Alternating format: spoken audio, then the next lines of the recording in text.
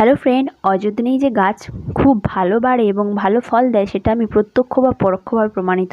বাগান করার সঙ্গে সঙ্গে বাগান করতে গিয়ে এরকম আমি অনেক প্রমাণ পেয়েছি। যেরকম এই লঙ্কা গাছটা একদমই মারা গেছিলো, আমি কাটিং করে দিয়েছিলাম, তারপরে দেখুন ব্রাঞ্চ বেরিয়ে কত সুন্দর লঙ্কা হয়েছে। সেই জন্য আজকে আমি ডিগিং করে খাবার দিচ্ছি।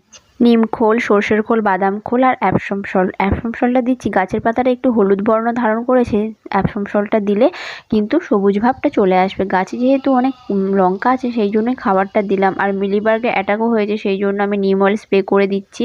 যেহেতু জৈবভাবেই করার চেষ্টা করি, অনেক সময় কি হয় বলুন তো, গাছে এত পোকামাকড় ধরে জৈবভাবে হয় না, তখন কিন্তু কীটনাশক কেমিক্যাল ইউজ করতে হয়। সেটা কিন্তু আমি খুবই কম করি, মানে খুব যখন হচ্ছে না জিনিসটা তখন করি, নয়তো এই একটু আধটু যখন লাগতে শুরু করে তখনই আমি এই নিম অয়েলটা দিয়ে স্প্রে করে দিই। এই নিম অয়েলটা কিন্তু 2-3 দিন অন্তর স্প্রে করবেন, তাহলেই